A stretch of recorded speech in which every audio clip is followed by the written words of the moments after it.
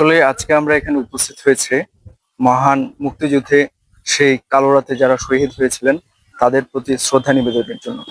আমরা জানি যে 1971 অত্যাধুনিক যন্ত্রপাতি ও আধুনিক চিকিৎসা সেবা নিয়ে পপুলার ডেন্টাল কেয়ার এখন আপনার শহর বেলকুচির মুকুন্দগাতিতে। আমাদের ঠিকানা মুকুন্দগাতি বাজার, গার্লস স্কুলের সামনে, তালুকদার মার্কেটের দ্বিতীয় তলা, বেলকুচি, সিরাজগঞ্জ। এর মধ্য দিয়ে আমরা একটি স্বাধীন মাতৃভূমি পেয়েছি যার নাম বাংলাদেশ।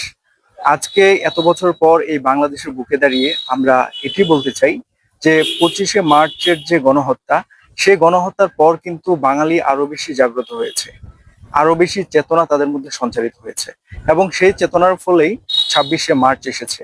26শে মার্চ যখন এসেছে তখন স্বাধীনতার বার্তা এসেছে এবং 9 মাস মুক্তিযুদ্ধের মাধ্যমে আমরা একটি স্বাধীন দেশ পেয়েছি, স্বাধীন ভূখণ্ড পেয়েছি।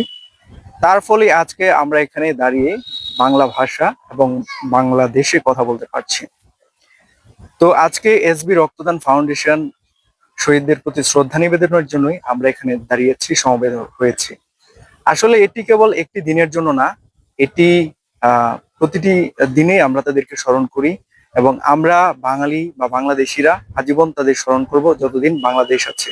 আমরা মহান শহীদদের প্রতি অতল শ্রদ্ধা জানাচ্ছি আজকে এখানে দাঁড়িয়ে।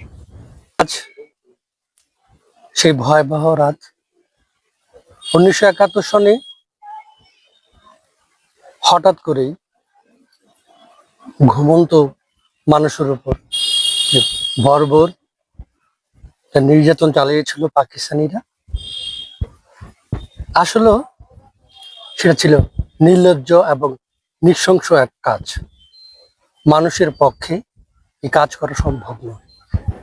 যদি আপনি পশু হয়ে যান তাহলে আপনি এই কাজগুলো করতে পারবেন। 25শে মার্চ এটি বাঙালির জন্য জন্য একটা কালো অধ্যায়। 1971 সালের এই 25শে মার্চ রাতে পাকিস্তানি হানাদার বাহিনী আমাদের বাঙালিদের উপর নির্মমভাবে আমাদের বাঙালি নিরীহ মানুষদের উপর ঝাঁপিয়ে পড়ে এবং বাঙালিদের হত্যা করে। তারা চেয়েছিল আজকের এই এই বাঙালিদেরকে হত্যা করে তারা বাঙালিদের যে একটি মুক্তিযুদ্ধের যে চেতনা আছে সেটা মুছিয়ে দেবে, কিন্তু তা হয় নাই। বাঙালিদের মন আরো জাগ্রত হয়।